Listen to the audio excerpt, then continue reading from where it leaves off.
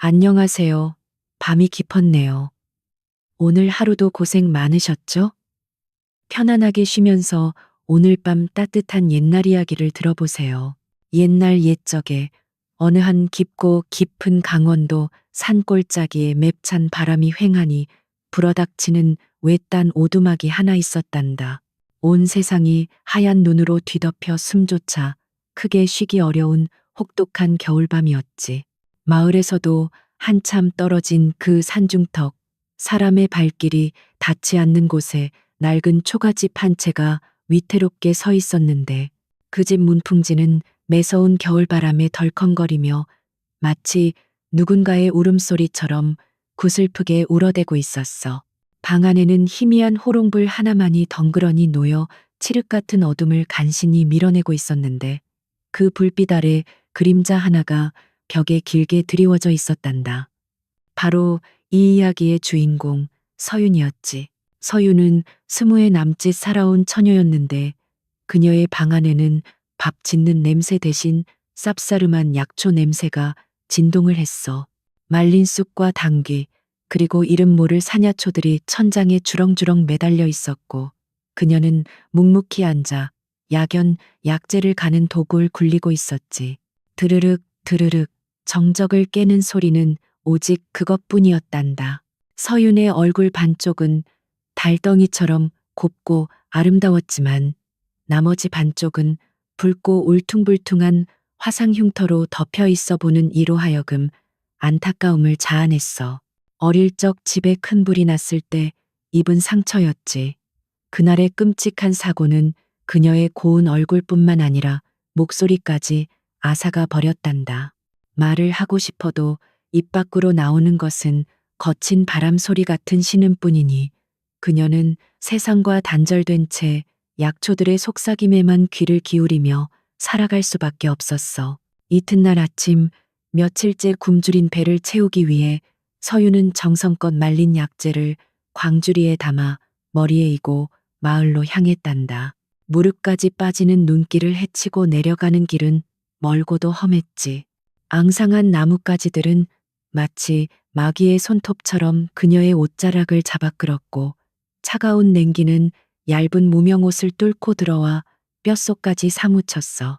하지만 서윤의 눈빛만은 흔들림 없이 맑고 깊었단다. 그녀에게 이사는 두려움의 대상이 아니라 상처 입은 자신을 품어주는 유일한 어머니와 같았으니까. 긴 머리카락을 늘어뜨려 흉터난 얼굴을 가린 채 그녀는 조심스럽게 발걸음을 옮겼어. 마을 장터에 닿으면 쌀 한 줌이라도 구해올 수 있을 거라는 희망 하나를 품고 말이야. 장터는 설 대목을 앞두고 시끌벅적했어. 김이 모락모락 나는 국밥집 앞에는 사람들이 옹기종기 모여 있었고 알록달록한 옷감들이 펄럭이는 포목점 앞은 구경꾼들로 붐볐지. 하지만 서윤이 장터 입구에 들어서자마자 마치 찬물을 끼얹은 듯 주변이 싸늘하게 조용해졌단다. 아이들은 겁에 질려 엄마 치마폭 뒤로 숨었고 상인들은 재수 없다며 소금을 뿌려대기 시작했어. 어이쿠, 저기 산속 귀신이 또 내려왔구만. 저 흉측한 얼굴 좀 봐. 오늘 장사는 다 공쳤네. 사람들의 수군거림은 비수처럼 나라와 서윤의 가슴에 꽂혔지만 그녀는 아무 대꾸도 할 수 없었지. 그저 고개를 푹 숙인 채 자신이 캐온 귀한 약초들을 좌판 한 구석에 주섬주섬 펼쳐놓을 뿐이었어. 그녀가 바란 것은 동정이 아니라 그저 생명을 살리는 약초의 가치를 알아봐주는 것뿐이었는데 말이다. 그때였어. 장터 저편에서 요란한 소리와 함께 포졸 차림을 한 사내들이 거들먹거려며 나타났단다. 그들은 이 고을 사또인 조현감의 하수인들이었지. 조현감은 욕심이 많기로 소문난 자로 서윤의 아버지가 남긴 의서와 산속 약초밭을 호시탐탐 노리고 있었어. 우두머리 격인 사내가 서윤의 좌판을 발로 걷어차며 소리쳤단다. 내 인연, 아직도 고집을 피우는 게냐? 내 아비가 숨겨둔 비급을 내놓고 썩 산에서 내려오라고 했을 텐데 정성스레 다듬은 약재들이 진흙탕 속으로 흩어지고 짓밟였어. 서유는 비명조차 지르지 못한 채 흙탕물에 뒹구는 약초들을 보며 하얗게 질린 손을 떨었지. 그녀는 짓밟힌 도라지 뿌리 하나를 주워 옷소매로 닦아냈어. 그 모습이 어찌나 처연하던지 구경하던 사람들조차 숨을 죽이고 바라보았단다. 패거리들이 낄낄거리며 사라진 뒤에도 서유는 한참 동안 그 자리에 쭈그리고 앉아 있었어. 흙투성이가 된 약초들을 다시 광주리에 담으려 했지만 이미 못 쓰게 된 것들이 태반이었지. 그녀의 눈가에는 물기가 어렸지만 끝내 눈물은 흘리지 않았단다. 울어버리면 정말로 패배하는 것만 같아서 그녀는 입술을 꽉 깨물어 핏기를 냈어. 빈 광주리를 다시 머리에 이고 돌아서는 서윤의 등 뒤로 차가운 눈발이 하나둘 흩날리기 시작했지. 해는 뉘엿뉘엿 저물어가고 멀리서 들려오는 까마귀 소리가 불길하게 울려 퍼지는 저녁. 그녀는 다시 그 춥고 외로운 산속 오두막을 향해 무거운 발걸음을 옮겨야만 했단다. 세상 그 어디에도 그녀가 편히 쉴 곳은 없는 것처럼 보였지. 눈보라가 거세져 한치 앞도 분간할 수 없는 칠흑 같은 밤이 되었단다. 서윤이 무거운 발걸음을 옮겨 겨우 오두막 근처에 다다랐을 때였지. 차가운 공기 사이로 매캐한 냄새가 코를 찔렀어. 그것은 평화로운 저녁밥 짓는 연기가 아니었단다. 붉은 화마가 혀를 날름거리며 그녀가 목숨보다 아끼던 약초밭을 집어삼키고 있었지. 조 현감의 하수인들이 서윤을 내쫓기 위해 기어이 불을 지른 게야. 타오르는 불길 속에서 수년간 정성 들여 키운 삶이며 당귀들이 비명 없이 재로 변해가고 있었어. 서윤은 광주리를 내팽개치고 불길 속으로 뛰어들려 했지만 뜨거운 열기와 자욱한 연기가 그녀를 막아섰단다. 그녀는 발을 동동 구르며 아버지가 남겨주신 귀한 씨앗 주머니와 의서만을 간신히 품에 안고 뒷산 험한 비탈길로 도망쳐야만 했어. 뒤에서 들려오는 사내들의 거친 고함 소리를 피해 서윤은 사람들이 귀신 골짜기라 부르며 꺼리는 깊은 산속으로 숨어들었단다. 날카로운 나뭇가지가 뺨을 스치고 옷자락을 찢었지만 아픔을 느낄 겨를 조차 없었지. 눈은 무릎까지 차올랐고 손발은 감각이 없을 정도로 얼어붙었어. 그때였어. 하얀 눈밭 위에 거무튀튀한 무언가가 쓰러져 있는 것이 보였단다. 가까이 다가가 보니 눈에 반쯤 파묻힌 채 신음하고 있는 한 사내였지. 겉보기에는 허름한 무명옷을 입고 있었지만 찢어진 옷깃 사이로 언뜻 보이는 속적삼은 총부들이 입을 법한 것이 아닌 윤기가 흐르는 비단이었어. 사내의 옆구리에서는 검붉은 피가 배어 나와 하얀 눈을 붉게 물들이고 있었고 몸은 불덩이처럼 뜨거웠단다. 서유는 잠시 망설였지만 죽어가는 생명을 외면할 수 없었어. 그녀는 가녀린 몸으로 축 늘어진 사내를 일으켜 세우려 안간힘을 썼지. 사내의 몸은 천근만근 무거웠고 눈길은 미끄러웠단다. 몇 번이나 눈밭에 넘어지고 구르면서도 서유는 포기하지 않고 그를 질질 끌다시피 하여 자신이 약초를 말릴 때 쓰던 비밀 동굴로 향했어. 동굴 안은 바깥 세상과 달리 아늑했지. 서유는 서둘러 마른 나뭇가지를 모아 불을 피우고 언손을 호호 불어가며 사내를 눕혔어. 호롱불 아래 드러난 사내의 얼굴은 창백했지만 기품이 서려 있었단다. 그녀는 솥에 눈을 녹여 물을 끓이고 품에 안고 온 약초 주머니를 뒤적여 지열에 좋은 풀을 찾기 시작했어. 사내는 깊은 열병에 시달리며 헛소리를 중얼거렸단다. 어머니, 너무 춥습니다. 그의 목소리는 떨리고 있었고 고통으로 일그러진 미간에는 식은땀이 송글송글 맺혔지. 서유는 차가운 물에 적신 천으로 그의 이마를 조심스럽게 닦아내었어. 그리고 돌로 지식인 약초를 그의 상처 부위에 덧대었단다. 약초의 즙이 상처에 스며들자 사내는 고통스러운 듯 몸을 뒤척였어. 서유는 놀라 그를 진정시키려 그의 손을 꼭 잡았는데 그 투박하고 거친 손길이 사내에게는 묘한 안도감을 주었는지 거칠던 숨소리가 조금씩 잦아들기 시작했어. 동굴 밖에서는 여전히 짐승 같은 눈보라가 몰아치고 있었지만 동굴 안은 타닥거리는 모닥불 소리와 두 사람의 숨소리만이 가득했지.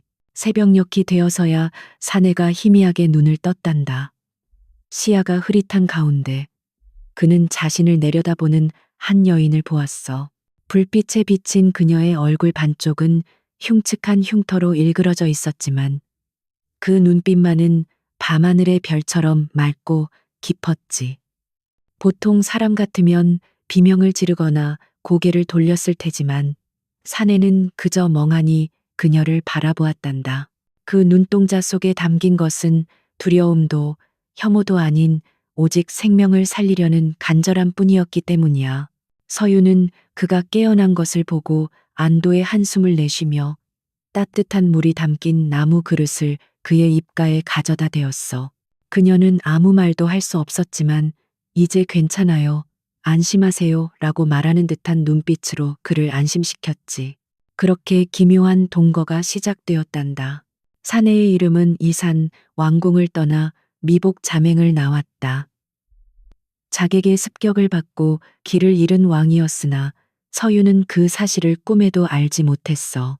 이산은 몸을 움직일 수 없어 동굴 한 구석에 누워 서윤이 하는 양을 지켜보곤 했지.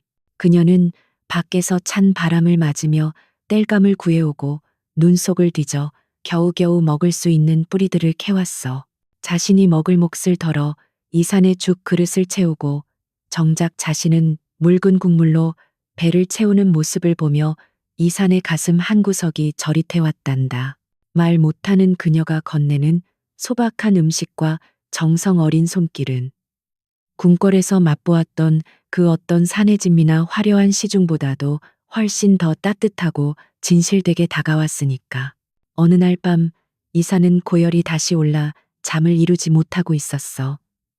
서유는 밤새 그의 곁을 지키며 물수건을 갈아주었지. 그러다 잠시 지쳐 꾸벅꾸벅 조는 서윤의 모습을 보며 이사는 조용히 손을 뻗어 그녀의 거친 손등을 감싸 쥐었단다. 궁궐 안의 여인들은 모두 고운 비단 같은 손을 가졌지만 흑투성이에 트고 갈라진 서윤의 손은 그에게 세상에서 가장 아름다운 손으로 느껴졌어. 이사는 마음속으로 맹세했지. 만약 살아서 돌아간다면 이 이름 없는 여인의 은혜를 결코 잊지 않겠노라고. 그렇게 눈보라치는 산속의 작은 동굴 안에서 신분을 초월한 두 사람의 인연은 싹트고 있었단다. 말하지 않아도 통하는 마음, 그것이 바로 진정한 치유의 시작이었지. 동굴 밖은 여전히 매서운 칼바람이 불어대고 있었지만 동굴 안의 시간은 마치 멈춘 듯 고요하게 흘러갔단다. 서윤의 지극정성 덕분에 이산의 찢어진 상처는 날이 갈수록 아물어갔지. 하지만 하늘은 이 두 사람을 쉬이 놓아주지 않으려는 듯 더 큰 시련을 준비하고 있었어. 어느 깊은 밤 이산의 안색이 흑빛으로 변하더니 갑자기 각혈을 하며 쓰러지고 말았단다. 그것은 짐승에게 당한 외상 때문이 아니었어. 오랫동안 그를 괴롭혀왔던 궁궐의 내의원들조차 고개를 저으며 포기했던 지독한 속병이 도진 것이었지. 가슴 깊은 곳에서부터 끓어오르는 열기는 그의 의식을 앗아가고 숨소리는 금방이라도 끊어질 듯 가늘어졌어. 이사는 흐릿해져가는 의식 속에서 생각했단다. 아, 이렇게 끝나는 것인가. 왕좌의 무거운 짐을 내려놓고 이름 모를 산속에서 생을 마감하는 것이 나의 운명인가. 서유는 공포에 질려 하얗게 질린 얼굴로 이산을 내려다보았어. 하지만 그녀는 주저앉아 울고만 있는 연약한 여인이 아니었지. 그녀는 떨리는 손을 꽉 쥐며 결심을 굳혔단다. 아버지가 남기신 의서에서도 가장 난이도가 높다고 적혀 있던 구사일생, 듀스이셩의 침술법, 그리고 그녀가 목숨보다 아끼며 품속 깊이 감춰두었던 천년묵은 산삼 한 뿌리를 꺼내 들었어. 그것은 그녀가 쫓겨날 때 유일하게 챙긴 자신의 생명줄과도 같은 귀한 약재였단다. 서유는 소태물을 끓이고 산삼을 다리기 시작했어. 쌉싸름하면서도 향긋한, 영혼을 깨우는 듯한 깊은 향기가 동굴 안을 가득 채웠지. 그녀는 땀방울이 송글송글 맺힌 이마를 닦을 새도 없이 가늘고 긴 은침을 불에 달궈 소독했어. 그녀의 손끝은 마치 신들린 듯 움직였단다. 이산의 몸 위에 놓인 혈자리 하나하나를 찾아낼 때마다 그녀의 눈빛은 밤하늘의 북극성처럼 빛났어. 잘 끓여낸 탕약을 식혀 그의 입안으로 조심스럽게 흘려보내고 막힌 기혈을 뚫기 위해 침을 놓는 서윤의 모습은 엄숙하기까지 했지. 그것은 단순한 치료가 아니라 자신의 기운을 깎아 상대에게 불어넣는 숭고한 의식과도 같았어. 꼬박 사흘 밤낮을 한숨도 자지 않고 간호한 끝에 이산의 거친 숨소리가 점차 평온해지기 시작했단다. 서유는 그제야 긴장이 풀려 탈진한 듯 그 자리에 털썩 주저앉고 말았지.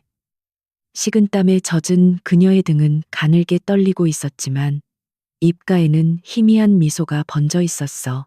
다음 날 아침 눈을 뜬 이사는 믿을 수 없는 기분을 느꼈단다. 평생 가슴을 짓누르던 바위 같은 통증이 사라지고 몸속 깊은 곳에서부터 맑은 기운이 샘솟는 것을 느꼈으니까. 그는 자신의 곁에 쪽잠이 든 서윤을 바라보았어.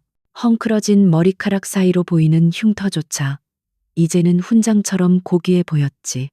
이 여인이 나를 살렸다. 천하의 명의들도 못 고친 병을 이 산속의 벙어리 여인이 고쳐냈구나. 이사는 그때 확신했단다.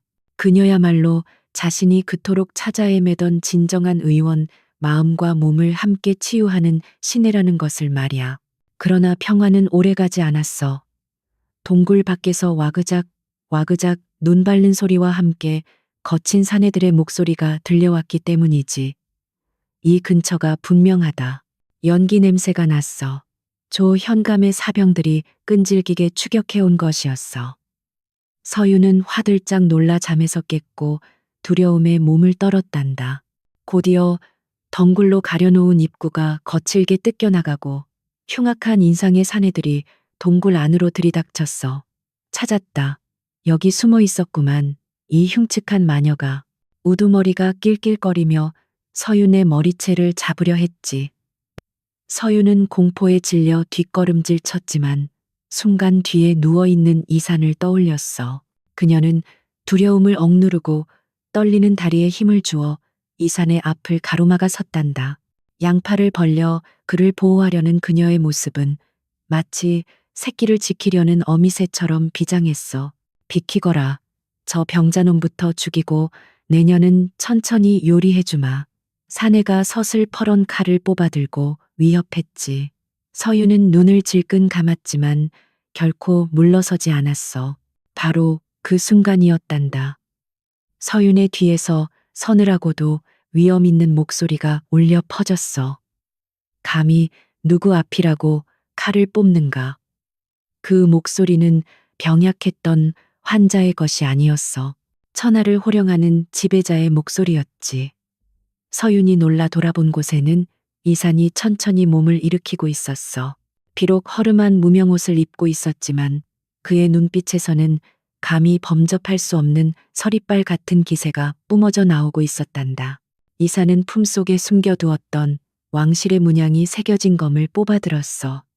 창 하는 맑은 소리가 동굴 안을 울렸지. 사내들은 갑작스러운 기세에 눌려 주춤거렸어. 내 이놈들, 일개 현감의 사병 주제에 백성을 겁박하고 살생을 하려 드느냐. 이산의 호통은 천둥 소리처럼 동굴 안을 쩌렁쩌렁 울렸단다. 사내들은 본능적으로 그가 보통 사람이 아님을 직감했지만 이미 저지른 짓이 있어 멈출 수 없었어. 무슨 헛소리냐, 죽어라. 놈들이 달려드는 순간 이사는 병석에서 갓 일어난 사람이라고는 믿기지 않는 날렵한 몸놀림으로 검을 휘둘렀어. 단 한 번의 휘두름으로 우두머리에 칼이 튕겨나갔고 그는 바닥에 나뒹굴었지. 그때 동굴 밖에서 우렁찬 나팔 소리가 산을 뒤흔들었단다.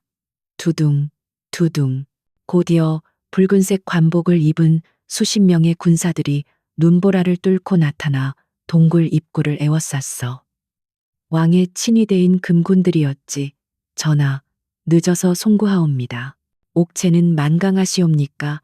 금군 대장이 동굴 안으로 뛰어들어와 이산 앞에 무릎을 꿇고 머리를 조아렸어. 흙바닥에 나뒹굴던 사내들은 전하라는 소리에 사색이 되어 벌벌 떨며 납작 엎드렸단다. 상황은 순식간에 정리되었지. 서윤은 이 모든 광경을 멍하니 바라보고만 있었어. 자신이 며칠 밤낮을 간호하고 거친 손으로 죽을 먹여주었던 그 사내가 바로 이 나라의 임금님이라니. 다리에 힘이 풀려 주저앉으려는 서윤에게 이산이 다가왔단다. 그는 왕의 위엄을 잠시 내려놓고 따뜻한 눈빛으로 그녀를 바라보며 손을 내밀었어. 놀라게 해서 미안하오. 그대가 구한 것은 일개촌부가 아니라 조선의 왕이었소. 내 그대의 은혜를 결코 잊지 않을 것이오. 이산의 부드러운 목소리에 서윤의 눈에서는 그동안 참아왔던 뜨거운 눈물이 하염없이 흘러내렸지. 그 눈물은 두려움의 눈물이 아니라 긴 고난 끝에 찾아온 안도의 눈물이었단다. 밖에서는 눈보라가 그치고 구름 사이로 찬란한 아침 햇살이 비치기 시작했어. 마치 긴 어둠의 터널을 지나온 두 사람의 앞날을 축복하듯이 말이야. 눈보라가 멈추고 산천에 다시 고요가 찾아왔을 때 고을 관아의 동원 앞마당은 전례 없는 긴장감으로 팽팽했단다. 평소 백성들의 고열을 짜내던 포졸들은 모두 무릎을 꿇고 벌벌 떨고 있었고 그 한가운데에는 오랏줄에 꽁꽁 묶인 조형감이 산발을 한 채 엎드려 있었지. 동엄마루 가장 높은 자리에는 평복을 벗고 붉은 용포, 골룡포를 걸친 이산이 위엄있게 앉아 있었어. 그의 눈빛은 더 이상 산속에서 신음하던 병자의 것이 아니었단다. 그것은 만백성의 어버이로서 탐관오리의 죄를 묻는 서리빨 같은 군주의 눈빛이었지. 조형감, 듣거라. 이산의 목소리가 마당에 울려 퍼졌어. 네가 백성을 돌보라고 내려준 권력으로 오히려 백성을 핍박하고 사리사욕을 채우려 죄 없는 의원을 해하려 했으니 그 죄가 하늘에 닿았다. 조형감은 살려달라며 이마가 깨지도록 땅에 머리를 찧었지만 이산은 단호했어. 너의 관직을 삭탈하고 전 재산을 몰수하여 가난한 백성들에게 나눠줄 것이다. 그리고 너는 저 멀리 외딴 섬으로 귀양을 보내 평생 내 죄를 뉘우치게 하리라. 백성들이 웅성거리며 환호하는 소리가 담장을 넘어 울려 퍼졌단다. 이사는 또한 억울하게 잊혔던 서윤 아버지의 명예를 회복시키고 조형감이 훔쳐갔던 가문의 비급과 의서들을 되찾아 서윤에게 정중히 돌려주었지. 그것은 단순한 책이 아니라 서윤 가문의 긍지이자 영혼이었으니까. 모든 일이 정리되고 이산이 한양으로 떠날 채비를 마친 날이었어. 따뜻한 봄바람이 불어와 언 땅을 녹이고 매화가 수줍게 꽃망울을 터뜨리는 계절이 돌아왔단다. 이사는 서윤을 불러 조용히 물었어. 서윤, 나와 함께 도성으로 가지 않겠느냐? 내 너를 내 의원 의녀로 삼아 평생 부족함 없이 살게 해주고 싶구나. 그대의 재주라면 궐 안에 그 누구보다 훌륭한 의원이 될 터인데.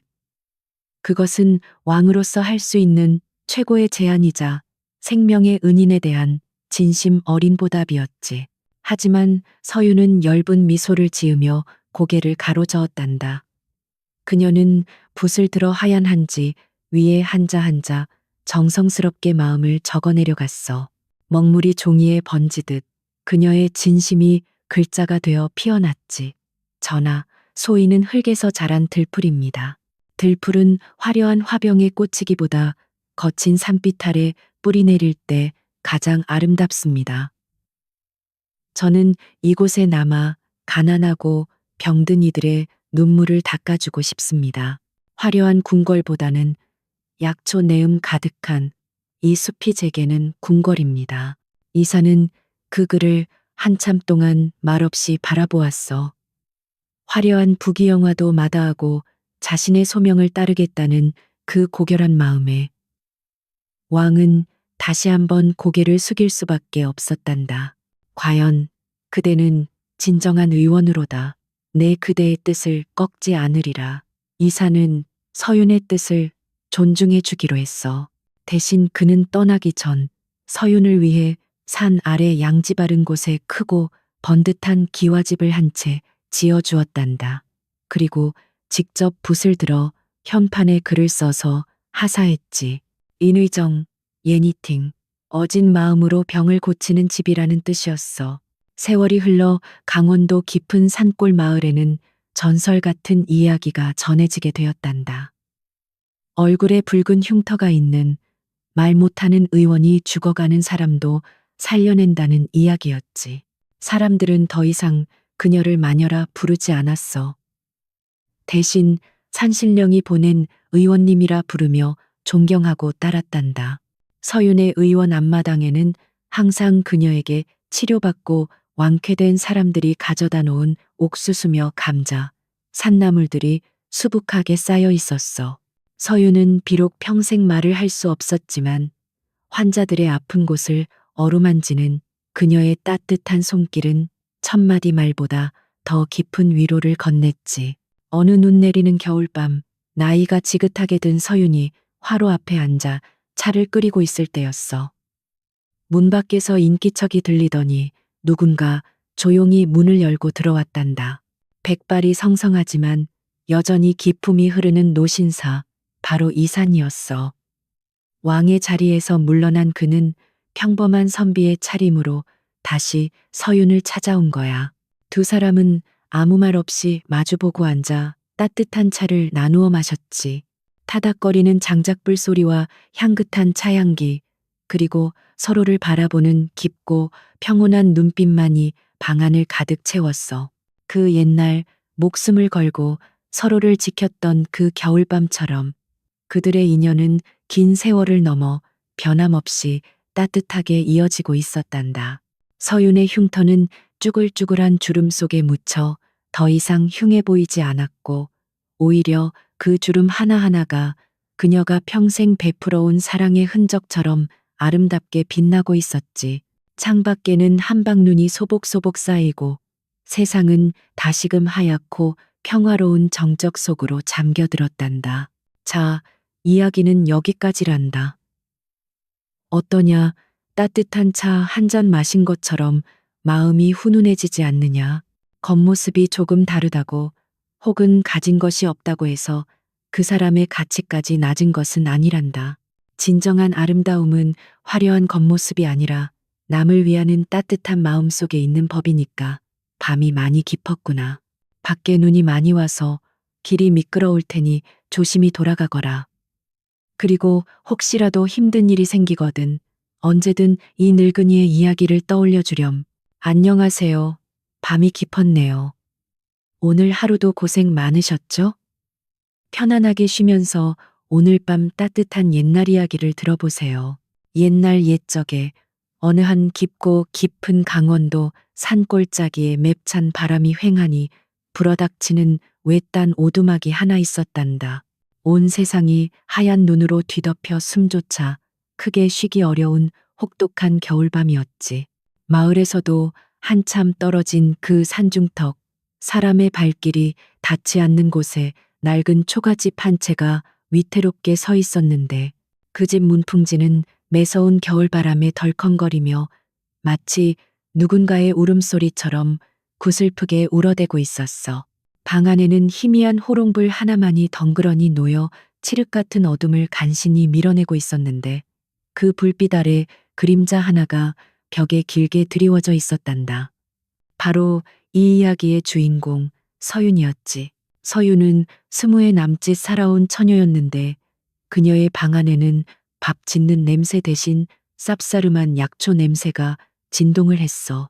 말린 쑥과 당귀, 그리고 이름 모를 사냐초들이 천장에 주렁주렁 매달려 있었고 그녀는 묵묵히 앉아 약연 약재를 가는 도구를 굴리고 있었지.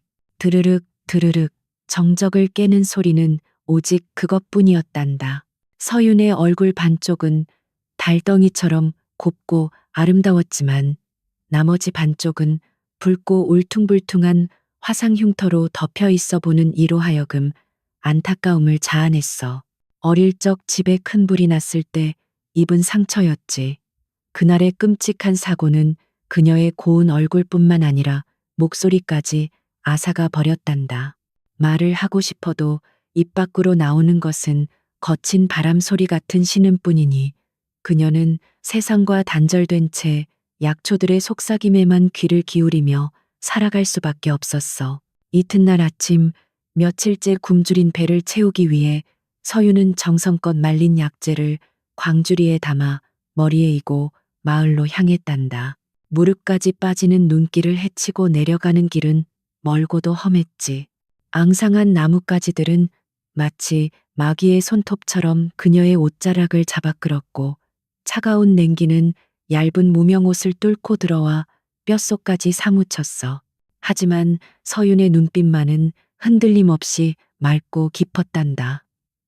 그녀에게 이사는 두려움의 대상이 아니라 상처 입은 자신을 품어주는 유일한 어머니와 같았으니까.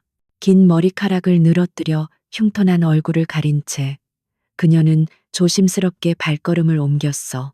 마을 장터에 닿으면 쌀 한 줌이라도 구해올 수 있을 거라는 희망 하나를 품고 말이야. 장터는 설 대목을 앞두고 시끌벅적했어. 김이 모락모락 나는 국밥집 앞에는 사람들이 옹기종기 모여 있었고 알록달록한 옷감들이 펄럭이는 포목점 앞은 구경꾼들로 붐볐지. 하지만 서윤이 장터 입구에 들어서자마자 마치 찬물을 끼얹은 듯 주변이 싸늘하게 조용해졌단다. 아이들은 겁에 질려 엄마 치마폭 뒤로 숨었고 상인들은 재수 없다며 소금을 뿌려대기 시작했어. 어이쿠, 저기 산속 귀신이 또 내려왔구만. 저 흉측한 얼굴 좀 봐. 오늘 장사는 다 공쳤네. 사람들의 수군거림은 비수처럼 나라와 서윤의 가슴에 꽂혔지만 그녀는 아무 대꾸도 할 수 없었지. 그저 고개를 푹 숙인 채 자신이 캐온 귀한 약초들을 좌판 한 구석에 주섬주섬 펼쳐놓을 뿐이었어.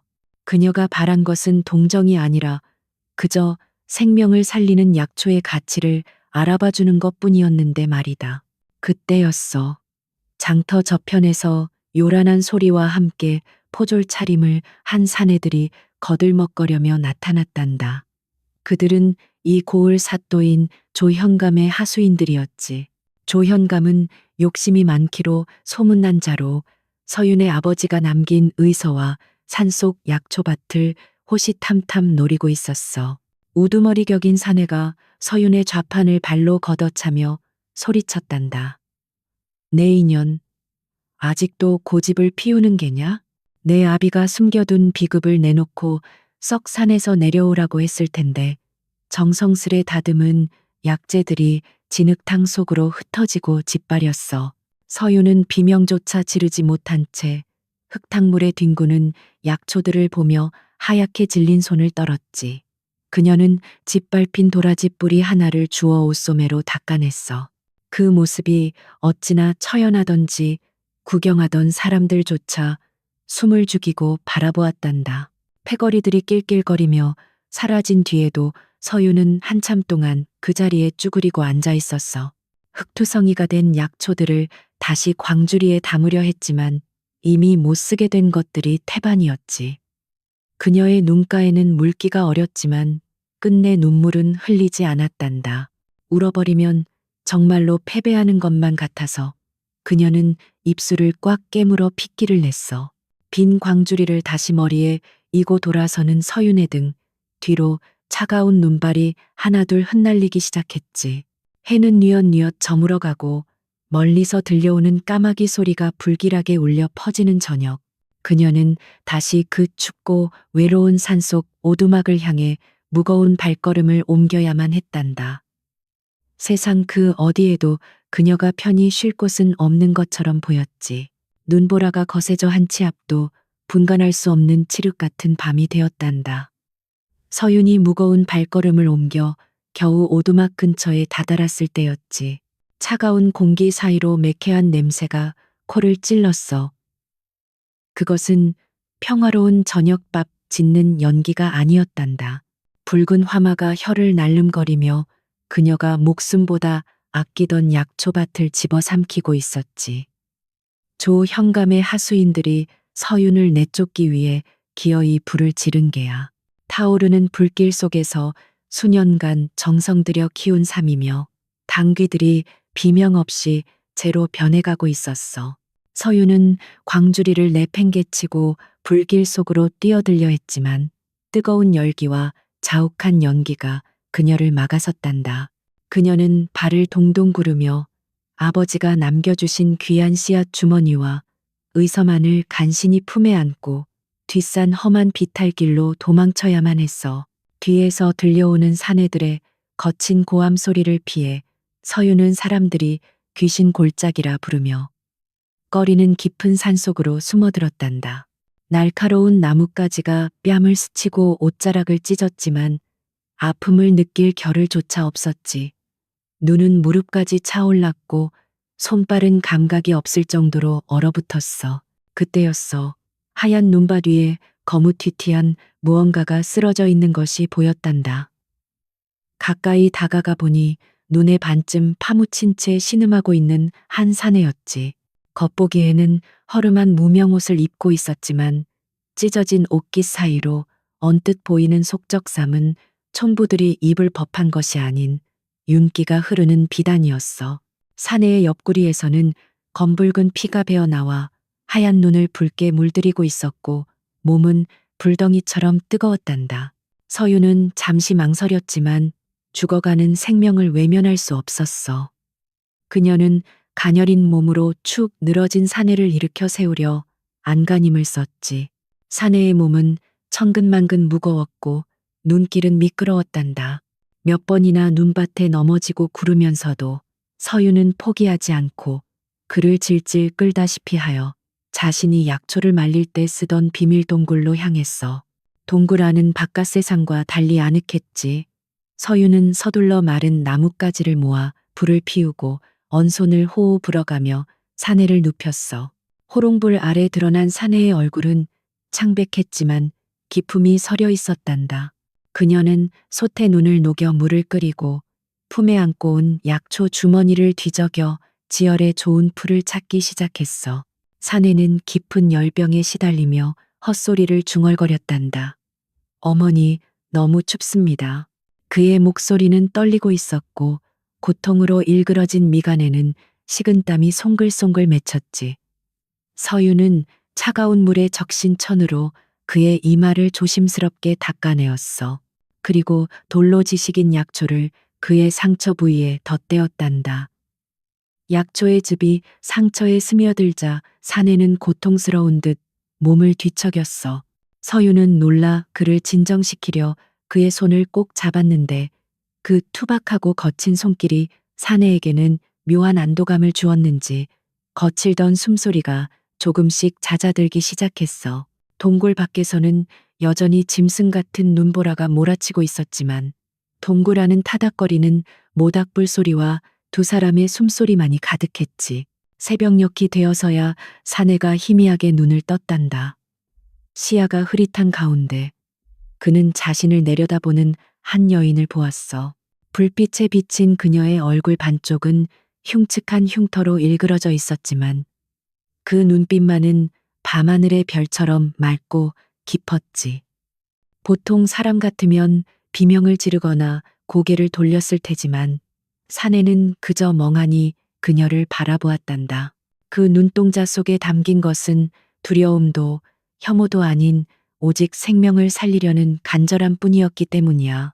서유는 그가 깨어난 것을 보고 안도의 한숨을 내쉬며 따뜻한 물이 담긴 나무 그릇을 그의 입가에 가져다 대었어. 그녀는 아무 말도 할 수 없었지만 이제 괜찮아요. 안심하세요. 라고 말하는 듯한 눈빛으로 그를 안심시켰지. 그렇게 기묘한 동거가 시작되었단다. 사내의 이름은 이산, 왕궁을 떠나 미복 자맹을 나왔다.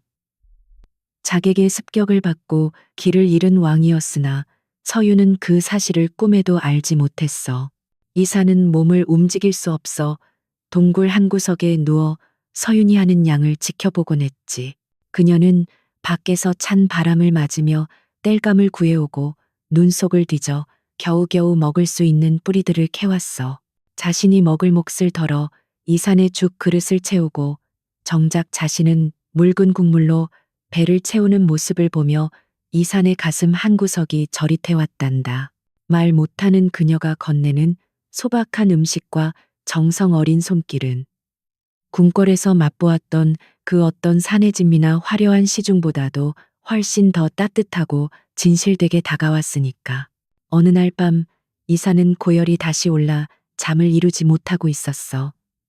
서유는 밤새 그의 곁을 지키며 물수건을 갈아주었지.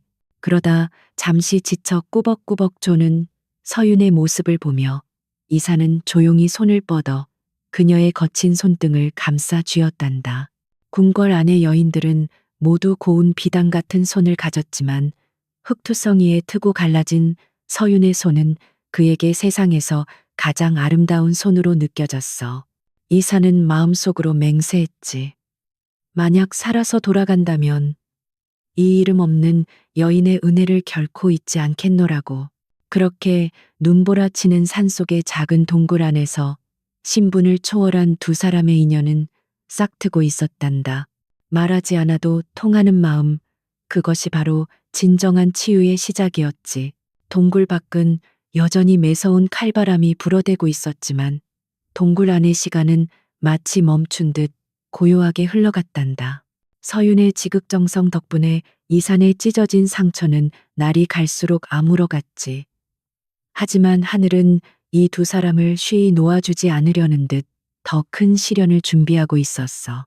어느 깊은 밤 이산의 안색이 흑빛으로 변하더니 갑자기 각혈을 하며 쓰러지고 말았단다. 그것은 짐승에게 당한 외상 때문이 아니었어. 오랫동안 그를 괴롭혀왔던 궁궐의 내의원들조차 고개를 저으며 포기했던 지독한 속병이 도진 것이었지. 가슴 깊은 곳에서부터 끓어오르는 열기는 그의 의식을 앗아가고 숨소리는 금방이라도 끊어질 듯 가늘어졌어. 이사는 흐릿해져가는 의식 속에서 생각했단다. 아, 이렇게 끝나는 것인가. 왕좌의 무거운 짐을 내려놓고 이름 모를 산속에서 생을 마감하는 것이 나의 운명인가. 서유는 공포에 질려 하얗게 질린 얼굴로 이산을 내려다보았어. 하지만 그녀는 주저앉아 울고만 있는 연약한 여인이 아니었지. 그녀는 떨리는 손을 꽉 쥐며 결심을 굳혔단다. 아버지가 남기신 의서에서도 가장 난이도가 높다고 적혀 있던 구사일생, 듀스이셩의 침술법, 그리고 그녀가 목숨보다 아끼며 품속 깊이 감춰두었던 천년묵은 산삼 한 뿌리를 꺼내 들었어. 그것은 그녀가 쫓겨날 때 유일하게 챙긴 자신의 생명줄과도 같은 귀한 약재였단다. 서유는 소태물을 끓이고 산삼을 다리기 시작했어. 쌉싸름하면서도 향긋한, 영혼을 깨우는 듯한 깊은 향기가 동굴 안을 가득 채웠지. 그녀는 땀방울이 송글송글 맺힌 이마를 닦을 새도 없이 가늘고 긴 은침을 불에 달궈 소독했어. 그녀의 손끝은 마치 신들린 듯 움직였단다. 이산의 몸 위에 놓인 혈자리 하나하나를 찾아낼 때마다 그녀의 눈빛은 밤하늘의 북극성처럼 빛났어. 잘 끓여낸 탕약을 식혀 그의 입안으로 조심스럽게 흘려보내고 막힌 기혈을 뚫기 위해 침을 놓는 서윤의 모습은 엄숙하기까지 했지. 그것은 단순한 치료가 아니라 자신의 기운을 깎아 상대에게 불어넣는 숭고한 의식과도 같았어. 꼬박 사흘 밤낮을 한숨도 자지 않고 간호한 끝에 이산의 거친 숨소리가 점차 평온해지기 시작했단다. 서유는 그제야 긴장이 풀려 탈진한 듯 그 자리에 털썩 주저앉고 말았지. 식은땀에 젖은 그녀의 등은 가늘게 떨리고 있었지만 입가에는 희미한 미소가 번져 있었어. 다음 날 아침 눈을 뜬 이사는 믿을 수 없는 기분을 느꼈단다. 평생 가슴을 짓누르던 바위 같은 통증이 사라지고 몸속 깊은 곳에서부터 맑은 기운이 샘솟는 것을 느꼈으니까. 그는 자신의 곁에 쪽잠이 든 서윤을 바라보았어. 헝클어진 머리카락 사이로 보이는 흉터조차 이제는 훈장처럼 고귀해 보였지. 이 여인이 나를 살렸다. 천하의 명의들도 못 고친 병을 이 산속의 벙어리 여인이 고쳐냈구나. 이사는 그때 확신했단다. 그녀야말로 자신이 그토록 찾아 헤매던 진정한 의원, 마음과 몸을 함께 치유하는 신이라는 것을 말이야. 그러나 평화는 오래가지 않았어. 동굴 밖에서 와그작 와그작 눈 밟는 소리와 함께 거친 사내들의 목소리가 들려왔기 때문이지. 이 근처가 분명하다. 연기 냄새가 났어. 조 현감의 사병들이 끈질기게 추격해온 것이었어. 서유는 화들짝 놀라 잠에서 깼고 두려움에 몸을 떨었단다. 곧이어 덩굴로 가려놓은 입구가 거칠게 뜯겨나가고 흉악한 인상의 사내들이 동굴 안으로 들이닥쳤어. 찾았다. 여기 숨어 있었구만. 이 흉측한 마녀가. 우두머리가 낄낄거리며 서윤의 머리채를 잡으려 했지.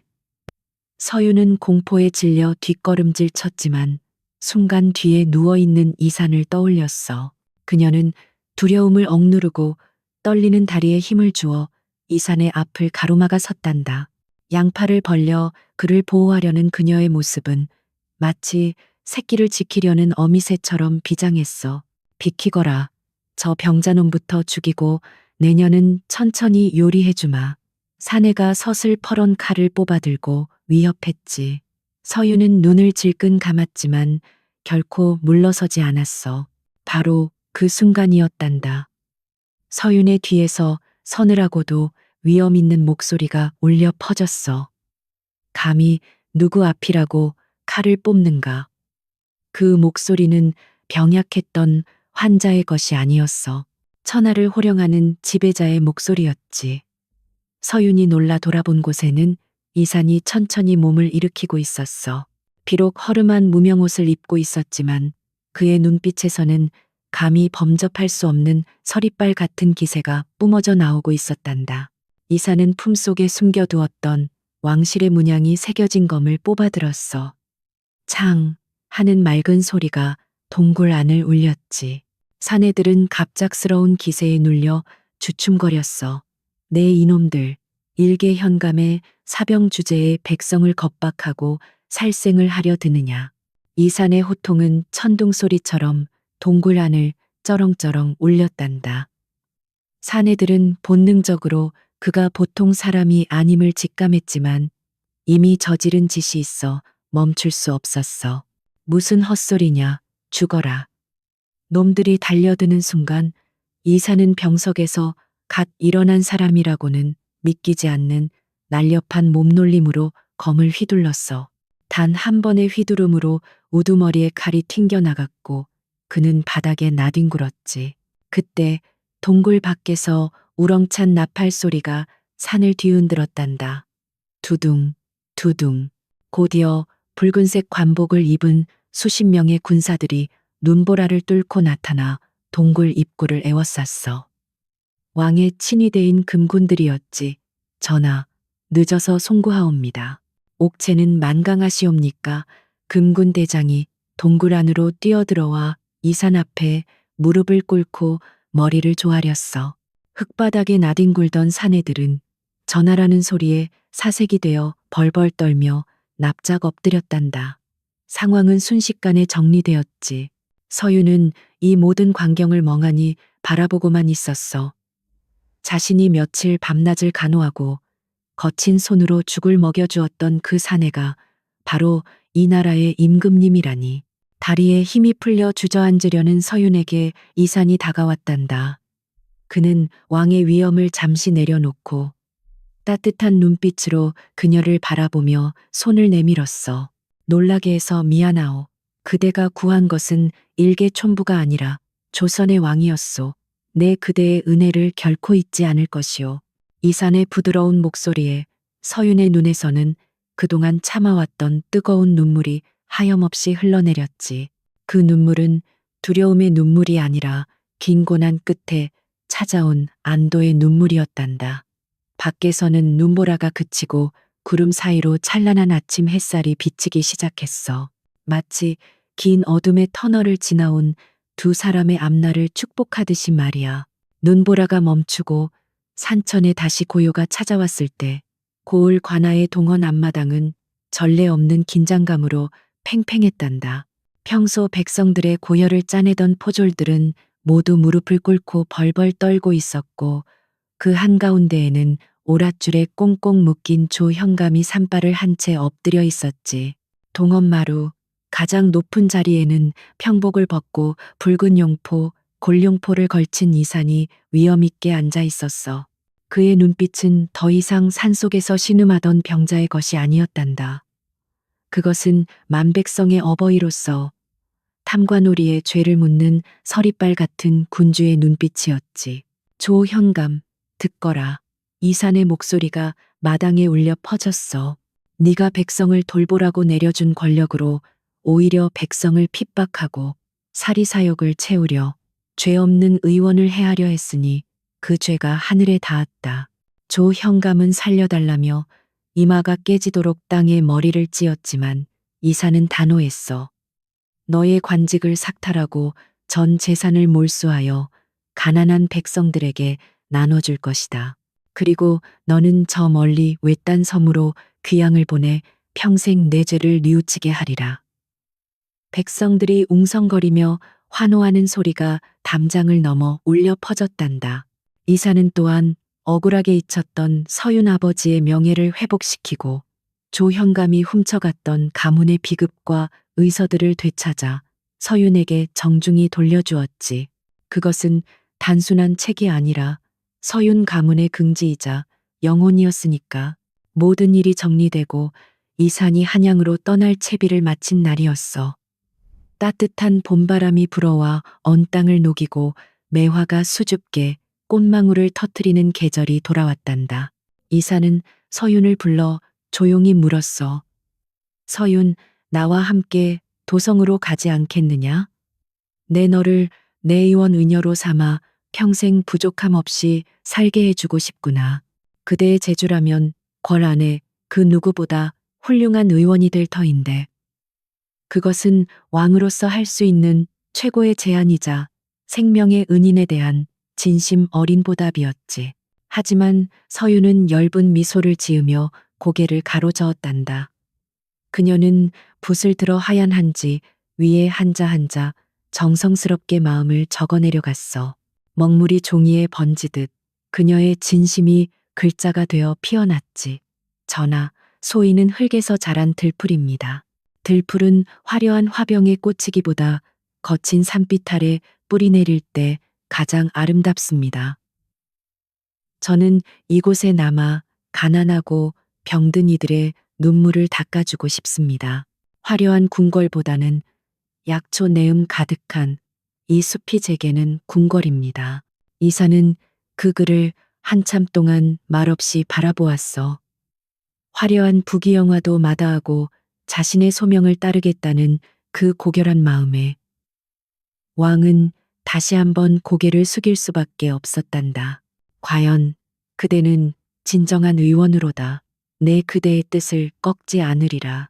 이사는 서윤의 뜻을 존중해 주기로 했어. 대신 그는 떠나기 전 서윤을 위해 산 아래 양지 바른 곳에 크고 번듯한 기와집을 한 채 지어 주었단다.